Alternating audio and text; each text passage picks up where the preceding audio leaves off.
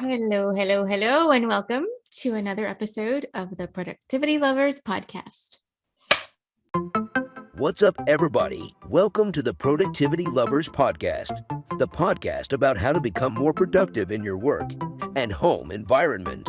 The Productivity Lovers podcast is brought to you by Cris, a certified professional organizer, and Deb Lee, a digital productivity coach. Buckle up and enjoy the show.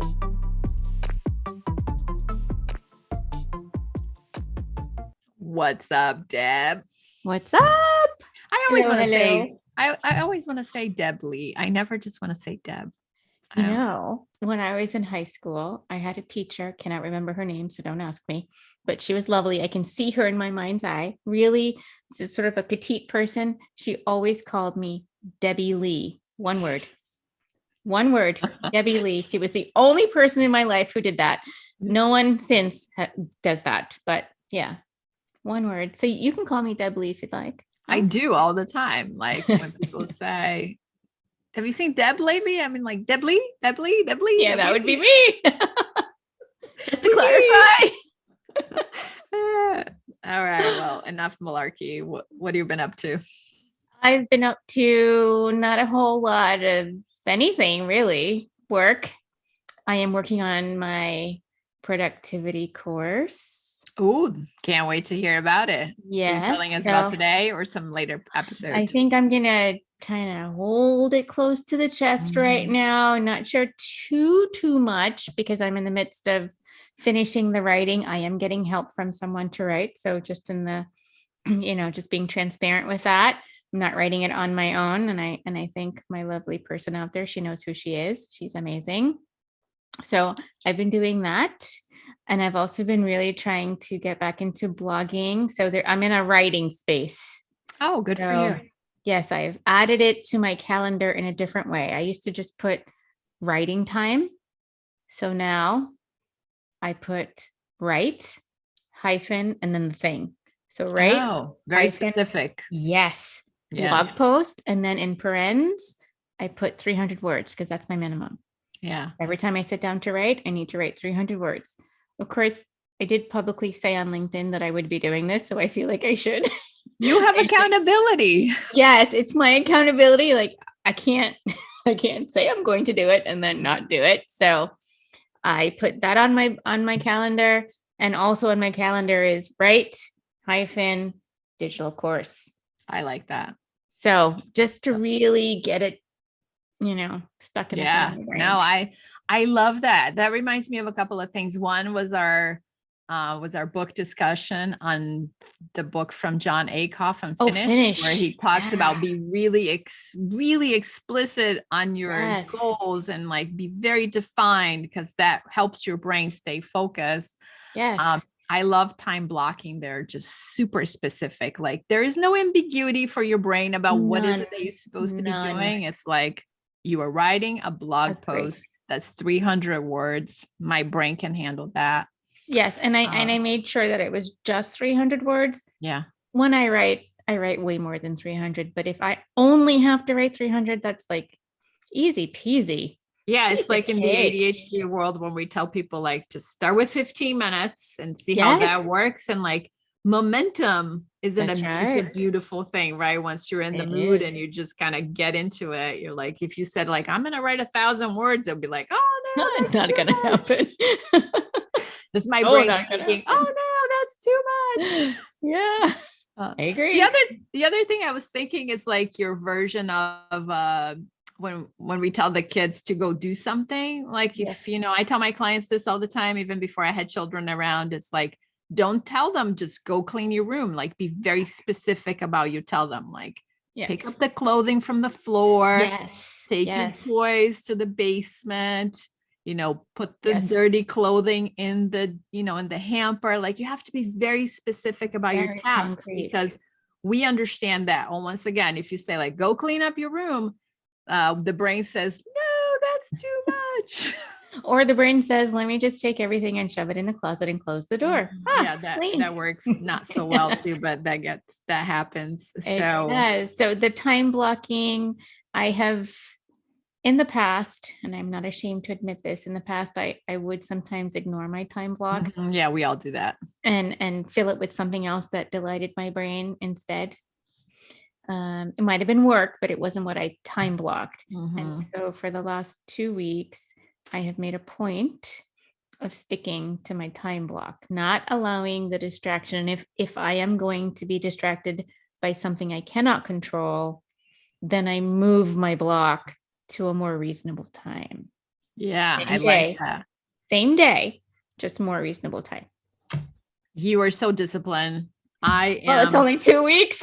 I am in awe of your discipline as always. Why, thank you. But you know what? And also, I'm so glad I'm taking credit for this, right? Because I feel like you took our accountability podcast a few weeks ago, and here you are showing up for yourself differently with your time block. So there you go. High five. High five. What's happening with you?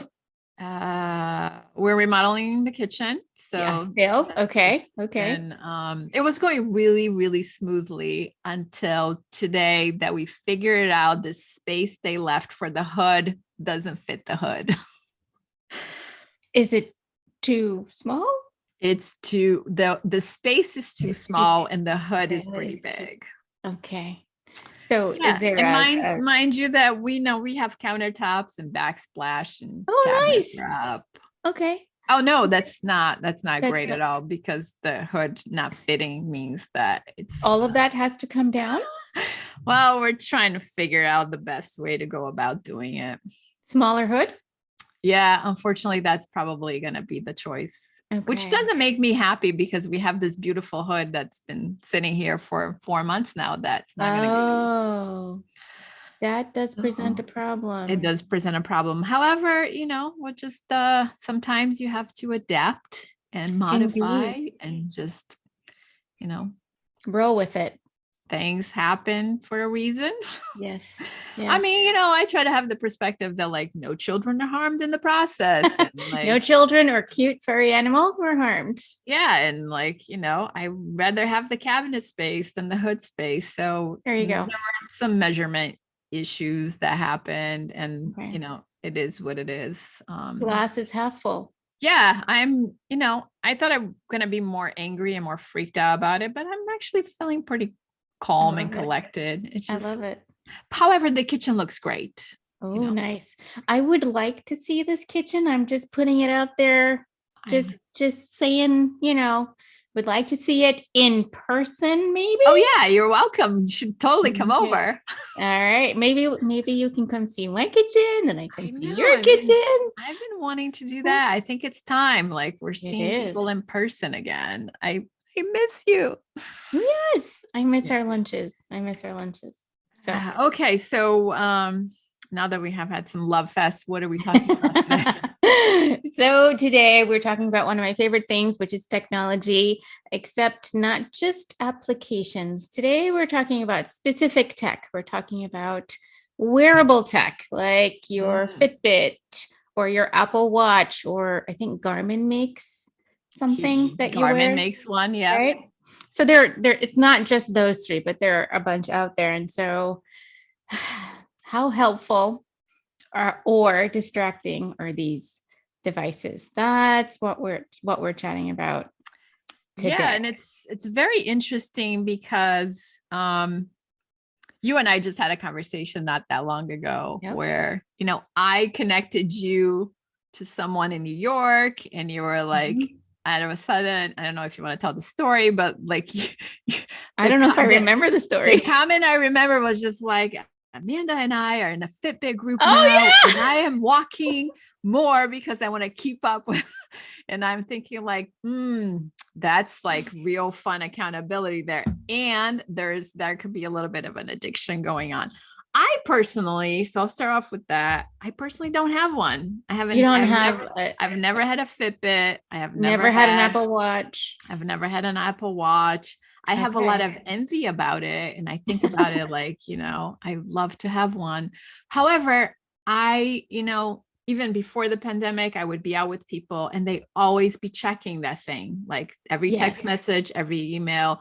I find that very disrupting. Yes. And I would be one of those people that would be reading it all the time. So I have chosen not to have one. Okay. However, not the other day, it was probably a couple of years ago, somebody told me that my iPhone has a version of it that keeps track of your steps and It whatnot. does. And It since I does. do have my phone in my pocket all the time, I can probably see my step count. can. Except the other day, it said I had 500 steps, and I was like, yeah, that's probably not very accurate. My phone was Probably probably not. not with me. You may not have had your phone with you the whole time you were I walking did around. not. Yeah. So that's the drawback with it being on your phone versus on your wrist. So what is your routine? Like, do you sleep with it? Do you take it off to charge it? Like, tell me about it. So yes and no and all of the above. So I never used to sleep with it. I would take it off at night because I didn't really care about my sleep stats because I sleep. And what do I need to know about sleeping, right? But then I decided I wanted to know more about sleeping because I was investigating the whole notion between how much you sleep and your productivity and how energetic you feel and how well rested you feel in the morning. And so I wanted to get more into the weeds, into the details of what was my sleeping heart rate and how was my heart performing while I'm sleeping? And are there spikes in my heart rate? I wanted to see some of those things. And so I started sleeping with the Fitbit, and it became very, very addictive because I love data. You do love data. That's what I love about you. I want to see the charts. I want to see what happened last week and compare it to this week or yesterday and today. I just get so addicted to that. And then I realized I was really more interested in the data and less so in the connection between sleep and productivity. So it started shifting a little bit. Yeah. And so I made the conscious decision to not sleep with it for a while. Okay. So for a week, I took it off. I didn't sleep with it at night. No data to look at. That meant how I spent my morning also changed. I wasn't drilling through stats every morning. Yeah. Right. Freed up some time. So it freed up some time. It's not that I don't ever sleep with it, but it's no longer every night. And I make a point of not consecutive nights because some part of my brain also wonders how healthy is that for me to always have it on my person? Yeah. If I were wearing a traditional watch, like we used to do back in the day when I was growing up, would I wear it to sleep? No. It didn't give me all that data, but I wouldn't wear it to sleep. So do I really need to know how I'm sleeping? Or do I need to know generally that I move around for about 30 minutes a night while I'm sleeping, 30 to 45 minutes, and that I generally sleep between 6 and 7 hours? Isn't that sufficient? Yeah. Isn't that sufficient? Do I really need to know my heart rate variability? Which was probably really not, by the way, because I slept with my watch last night. So I know the answer to that. But I know I get too caught up in the data. And it probably sounds strange because data is helpful. Data within context is helpful. But I have enough. I don't think I need any more. There's only so much I can look at. So now I'm really trying to sort of wean myself away from that because I don't think it's a productive use of my time. Yes. And I think I spend too much time every morning looking through my stats. Some people pick up the phone and they go right to their meditation app, or they go to Facebook or something. I go into Fitbit and I look at heart rate variability. I look at my sleeping heart rate.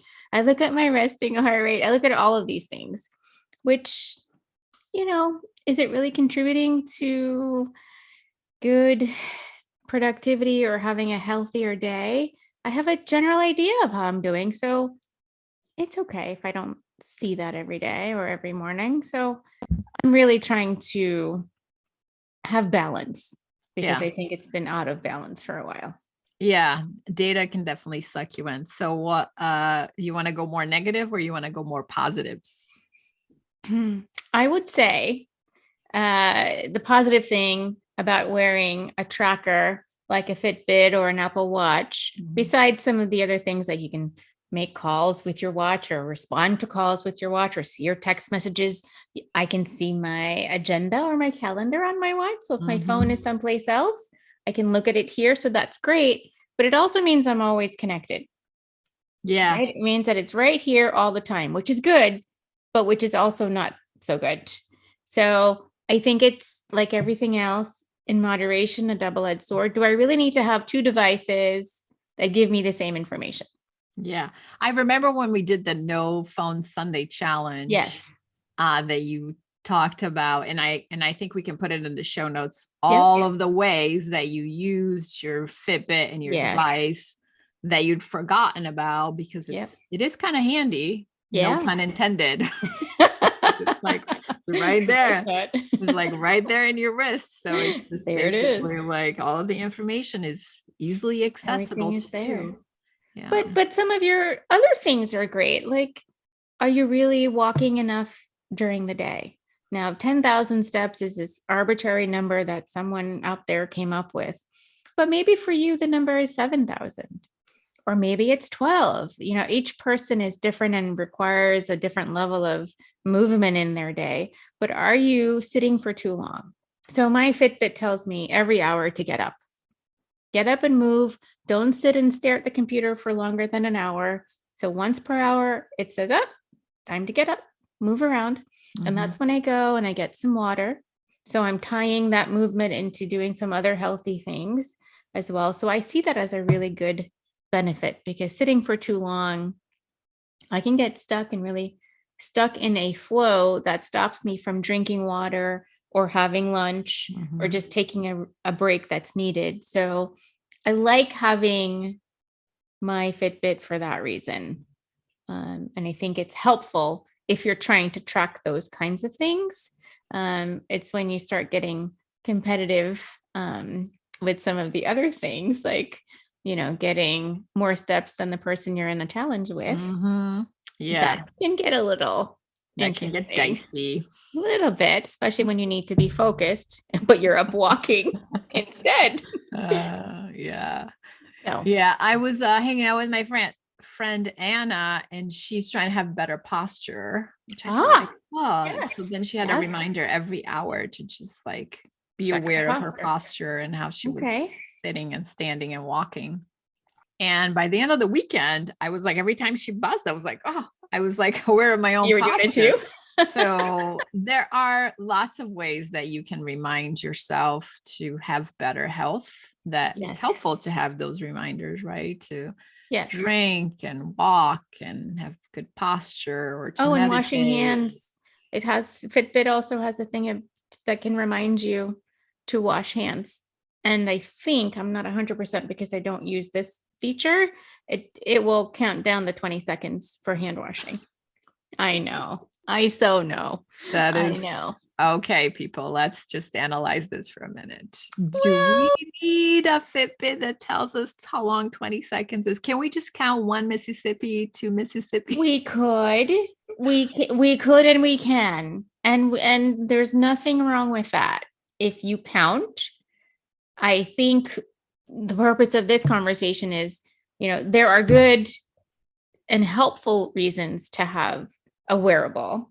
And then there's some maybe not so good and helpful reasons to have one. And knowing yourself, as I know myself, I get too addicted to some of the stuff that comes with it. Yeah. So I need to put some parameters around it because it can be extremely distracting. And since you don't wear one, I have a highly addictive personality. Okay. So I think that it's like, it just feels to me like another thing that I probably would be consuming data, because I have a Peloton. You get data from that. Yeah. I mean, and that thing is just filled with data. I recently stopped wearing my heart monitor because I was like, this is too much. Really? Yeah. Okay. It got to be a lot, you know, it's just really analyzing all my climbing and all of the peaks and valleys. And I was like, this is really not useful. Like I did it could be though. Well, if you were, let's say, training for some kind of Peloton marathon or Which I'm not. which are not, but if someone were to say have that goal of a marathon or some sort of, strenuous big thing like that, or Tough Mudder. Did you heard of Tough Mudder? Those Yes. you run, right? Would never do that. I would never do that either. But let's say someone is having that as a goal, then yes, I think using your wearable device like your Fitbit or your Apple Watch can help you to meet the goal. But when the goal is complete, then what? Right. Yeah. So I think really looking at it in context and how it helps you in your life. And for me, as a productive person, I started this journey with sleep as being a productivity tool, if you will, or component of productivity. But then it turned into something else. Yeah. So do you find that it makes you more productive? I find that when I sleep, the amount of hours I need to sleep, I either am maintaining my productivity level or it increases. I find that when I am focused on a specific statistic, I am not productive because I'm so into the weeds of the stat that I'm losing sight of everything else. Mm-hmm. So it becomes a double-edged sword. So my suggestion would be figure out the reason why you need to wear this thing on your wrist. Do you need to wear it on your wrist every day, all day? Is that really necessary for what you're trying to achieve? So what is it so when we're talking to clients, we talk about goals all the time, do we not? Mm-hmm. So what would be the goal? What is the end result that you're looking for? I wanted to know the connection between sleep and productivity. Well, I got it. I sleep between 6 and 7 hours. If I can get closer to 7, it's even better. Mm-hmm. I figured it out. I have achieved my goal. I've discovered what my personal productivity sleep sort of formula is. Do I still need to wear the watch to do that? No. Could you give it up now? Are you saying never wear it at all? Yeah, like permanently. So you achieved your goal. You know the stats. Why you still need it? So I can tell time. You can tell time from your watch, from your phone. You wear a regular watch.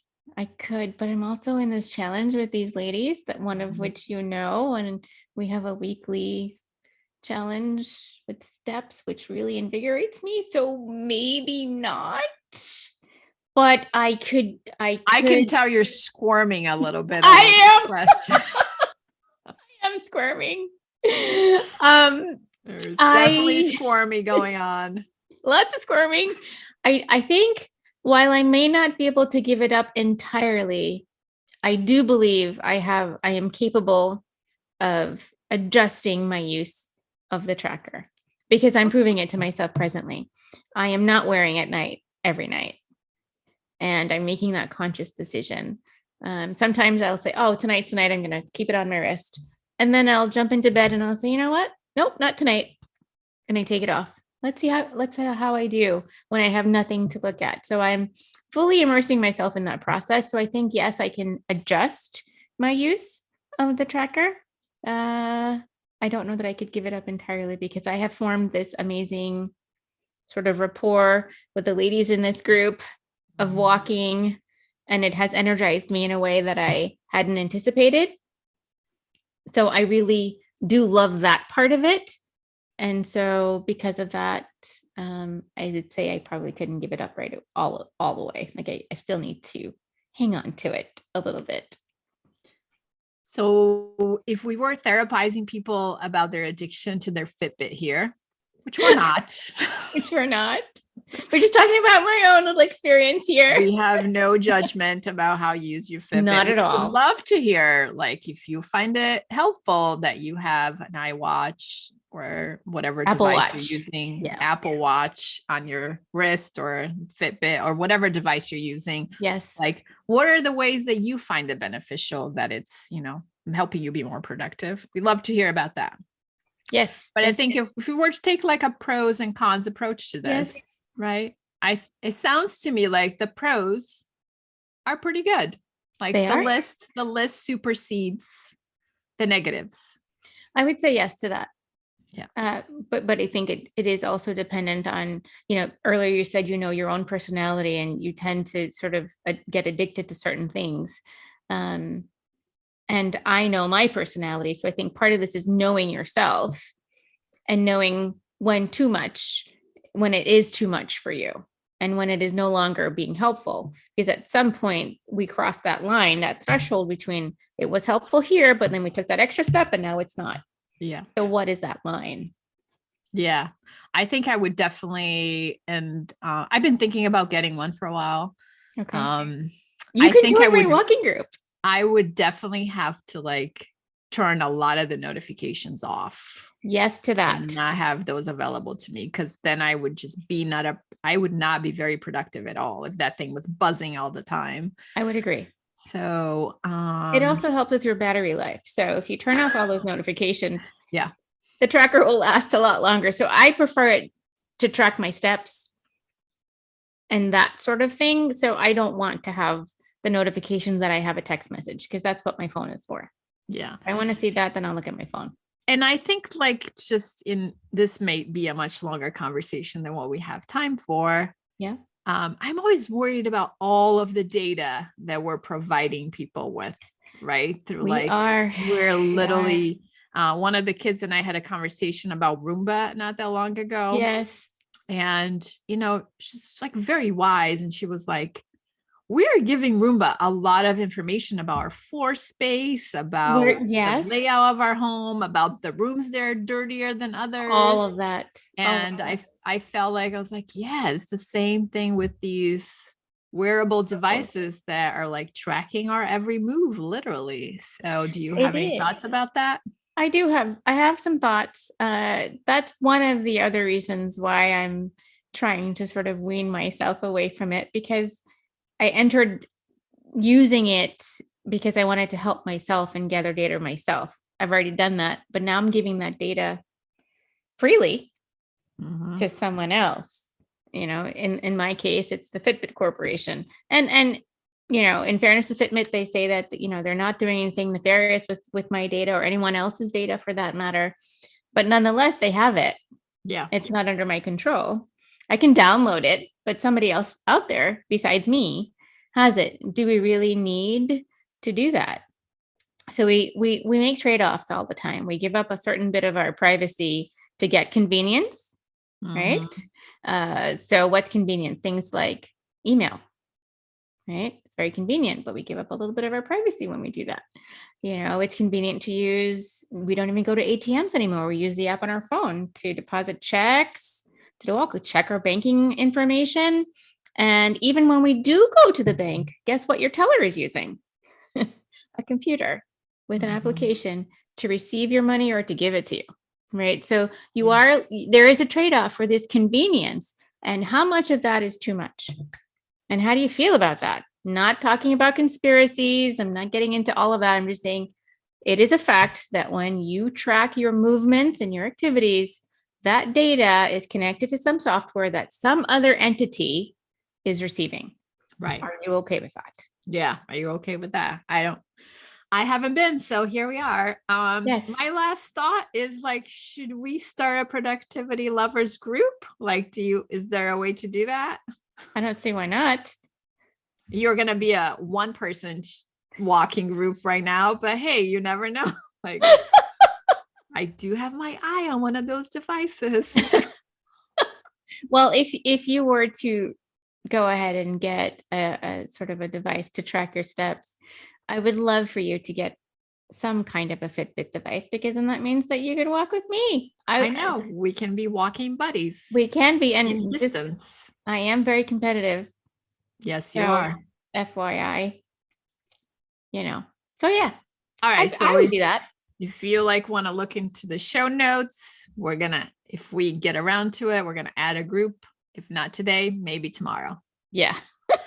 Well, thank you for sharing all of your insights into your Apple Watch. It's always interesting to learn from people about how they're using tools to be more productive, or, how distracting that may be to their daily lives. Yeah, it is that double-edged sword. So it's one that I would say we should We meaning all of us on the planet, if we are using a wearable like a Fitbit or an Apple Watch, or I think it's our Vivo that Garmin makes, that we are looking at the pros and the cons and finding the balance. Having a goal for using it would be something else. And then what lets you know that you've achieved your goal? Do you still need to wear it, or do you know that if you walk for 15 minutes, that's 1,000 steps, and so you can track your steps that way without using a device? Or do you just like having a device? Right. So to really sort of think through some of that. Yeah. Love all of those thoughts. And, Yes. I think the last thought I'm having that came up for me is like, being productive requires a lot of things and tools to get us there. And along the way, we can get really distracted by those things. Whenever I organize people, I am often destroying some of their like Frankenstein systems that they have created, right? Because people layer things and then they add more things. They're trying. Before you know it, you're like, you have all of these things you're supposed to be using, and they're just like, none of them are working together. So I think it's always important to be thoughtful on how are you using those tools, and are they really helpful to you? So well said. Well said. All right, then if you don't have any other thoughts, we're going to say goodbye and see everybody in our next episode. Yes. And, certainly reach out to us at productivitylovers.com and subscribe to our YouTube channel. We are really trying to beef that up a little bit these days, and find us everywhere on social. So we will see you next time. Bye, everybody. Bye. Thanks for listening to this episode of the Productivity Lovers podcast. We hope you enjoyed it. Please be sure to subscribe so that you get notified when we upload a new productivity podcast. For more tips and notes from the show, check us out at productivitylovers.com. Talk to you soon.